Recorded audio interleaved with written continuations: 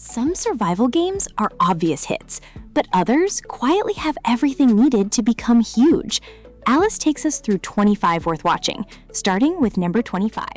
Resident Evil Requiem brings survival horror back into the spotlight with a tense mix of investigation, scarce resources, and sudden danger. The atmosphere does a lot of the work, especially when quiet spaces feel more threatening than monsters.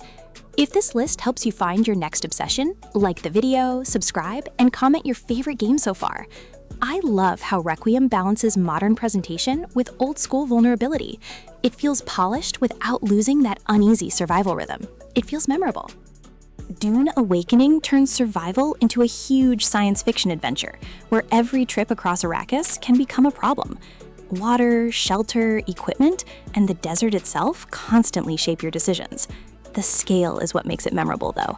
You are not just building a base, you are trying to establish yourself in a dangerous world. I especially like how the Dune setting gives familiar survival systems a fresh identity. It feels ambitious, social, and surprisingly easy to lose hours inside. Exactly. The Altars take survival in a more personal direction. You manage a desperate space mission while creating alternate versions of the same character, each bringing different skills and personalities into the equation.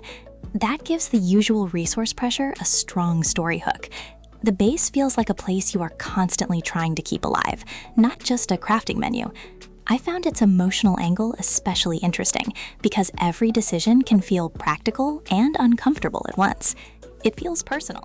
Abiotic Factor stands out by putting survival inside a strange underground research facility packed with hazards, experiments, and bizarre discoveries. Its humor keeps the tension from becoming exhausting, while crafting and exploration give you plenty of reasons to push farther. Playing with friends can make the chaos even better, especially when plans fall apart unexpectedly. I like how the setting feels different from the usual forest or island. That is memorable to me. Its full 1.0 release arrived in July 2025. Core Keeper makes survival feel wonderfully approachable without removing the danger. You dig through an enormous underground world, gather resources, build your base, and slowly uncover what is hiding beyond each biome. The top-down view gives exploration a relaxed rhythm, but bosses can still make preparation matter. I really enjoy the sense of progress here, because every trip seems to unlock another useful possibility. That balance keeps progression feeling rewarding every time. Its 1.0 launch completed the main game after early access. Pacific Drive turns the survival formula into something unusually personal. Your car is basically your lifeline. You explore a dangerous exclusion zone, collect materials, repair the vehicle, and decide how far you dare to travel before heading home. The strange anomalies give every drive a nervous edge, while the garage creates a satisfying sense of progression. I love the mood of this game because the station wagon feels almost like a companion. That makes every trip feel personal and unpredictable. Frostpunk 2 proves that survival does not always need direct combat or constant exploration. Here, the pressure comes from keeping a struggling society alive, while resources, politics, and competing needs pull the city in different directions. The frozen setting immediately creates a strong sense of urgency, but the real tension comes from difficult choices. I like how a seemingly sensible decision can create another problem later. That tension is the hook for me. It feels like survival on a much larger scale. V Rising makes survival crafting with action RPG progression and a wonderfully gothic atmosphere. You play as a vampire, building strength, establishing a castle, gathering resources, and hunting powerful enemies. Sunlight changes how you move through the world, which gives exploration an extra layer of tension. I especially like the castle building because it makes progression feel visible rather than abstract. Combat also keeps the game moving instead of leaving you stuck gathering materials forever. That mix keeps everything moving. It is one of the slicker survival action combinations around. Sons of the Forest make survival feel tense because the environment itself rarely feels safe. You gather resources, build shelter, explore caves, and try to understand what is happening around you while dangerous enemies can appear at inconvenient moments. The island encourages curiosity, but curiosity can get expensive fast. I really like the combination of peaceful building and sudden fear. That contrast makes the island especially memorable. One minute you are improving camp, and the next you are wondering whether entering that dark cave was a terrible decision. Ark Survival Ascended takes the classic survival sandbox formula and gives it a major visual upgrade. You begin with almost nothing, gather resources, build shelter, and gradually learn how to survive among dinosaurs and other threats. Taming creatures changes the entire experience because progression becomes about relationships as much as equipment. I like how unpredictable the world can feel, especially when a simple resource run suddenly turns into a desperate escape. That unpredictability keeps the sandbox interesting. There is an enormous amount to learn, but that depth keeps players invested. Rust is one of the clearest examples of survival games creating stories through player behavior. You start vulnerable, collect basic materials, build protection, and slowly decide who you can trust. The biggest threat is often another player, which makes every encounter feel uncertain. I enjoy that tension because even simple moments can become memorable when you know someone might be watching. Rust can be harsh, but that harshness is part of the appeal. That uncertainty is what keeps Rust memorable. Every upgrade feels earned, and every mistake teaches something. DayZ focuses on survival through scarcity, uncertainty, and the constant possibility of losing everything. Food, medicine, weapons, and safe shelter all matter, but information can be even more valuable. You never quite know who is nearby or what happened before you arrived. I like the slower pace because it gives ordinary actions more weight.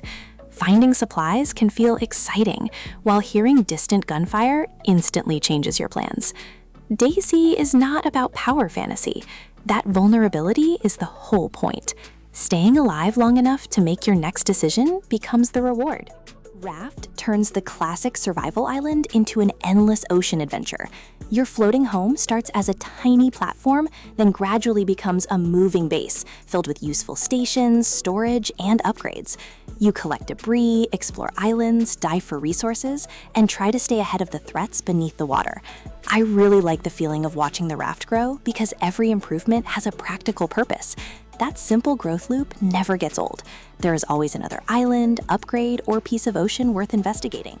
The Long Dark strips survival down to weather, hunger, shelter, and careful decision-making. Its frozen wilderness does not need constant enemies to feel dangerous, because cold itself can become the problem. Every trip requires planning, and small mistakes can have serious consequences. I love the atmosphere here because the quiet is part of the challenge. A warm building can feel like a reward after a brutal journey. That quiet tension stays with me.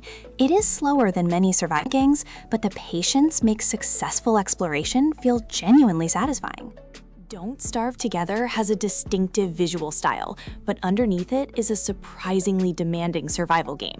You gather resources, manage hunger and sanity, build a camp, and learn which creatures are better avoided than fought. Playing with friends adds another layer because everyone can specialize while still dealing with the same dangerous world. I like how the game rewards preparation without making survival feel completely predictable. That unpredictability keeps the world alive. Even familiar routines can suddenly turn strange, which gives every session its own personality. Green Hell focuses heavily on the physical side of surviving in a hostile rainforest. Food, health, injuries, parasites, and the environment all matter, so simple exploration can become a careful balancing act. The jungle looks beautiful, but it rarely feels forgiving. I enjoy that contradiction because the scenery makes you want to wander while the survival systems constantly remind you to prepare. That grounded approach makes every small mistake feel costly. It is especially appealing when you want survival mechanics to feel connected directly to the environment around you. 7 Days to Die combines survival crafting, exploration, zombies, and base defense into a loop that keeps changing as your character grows stronger. During the day, you gather supplies and improve your position. When the dangerous nights arrive, preparation suddenly matters much more. I like the rhythm because it gives every in-game day a clear purpose without making the experience feel completely scripted. That approaching danger makes every upgrade meaningful over time. Building a strong base is satisfying, especially when you know another major attack is coming. No Man's Sky has grown into one of the most expansive survival adventures available, with planets, exploration, crafting, base building, and constant reasons to travel. The sheer scale is impressive because you can spend hours improving a home before suddenly deciding to visit another world. I especially enjoy how peaceful the game can feel between moments of danger. It is survival with a strong sense of freedom, rather than constant punishment. That freedom is the game's biggest strength for me. Exploration remains the biggest reason I keep coming back. Subnautica makes the ocean a memorable survival environment.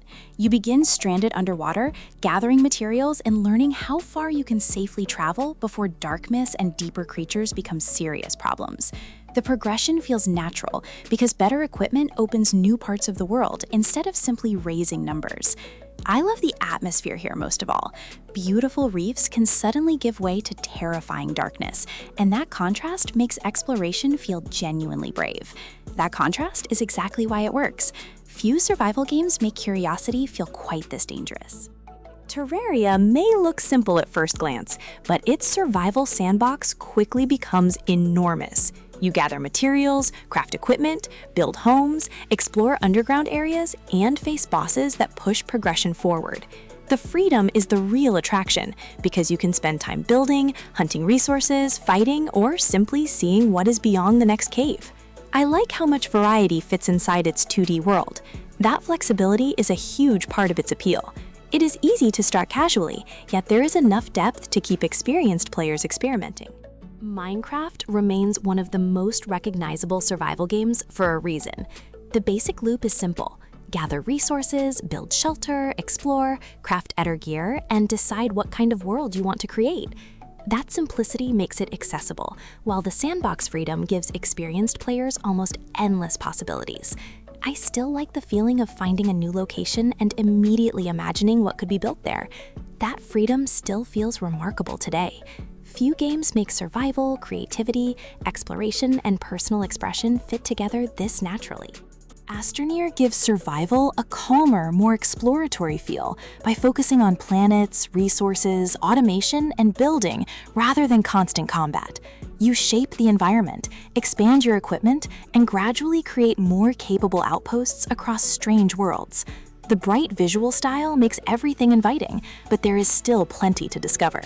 I really like how the game rewards curiosity instead of rushing you. That relaxed pace makes it easy to lose track of time quickly.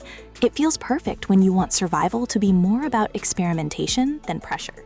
Conan Exiles leans into harsh survival with a huge open world, dangerous creatures, hostile enemies, crafting, and extensive building. The progression can take you from struggling for basic resources to creating an imposing stronghold with powerful equipment. I like the sense of scale because the world gives you room to choose your own priorities. You can focus on exploration, construction, combat, or simply becoming more efficient. That freedom makes the world feel unusually personal.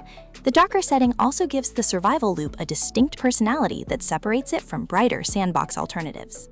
This War of Mine approaches survival from a completely different angle, focusing on civilians trying to endure a war-torn city. You manage limited supplies, shelter, health, and difficult choices while deciding what your group is willing to do to survive.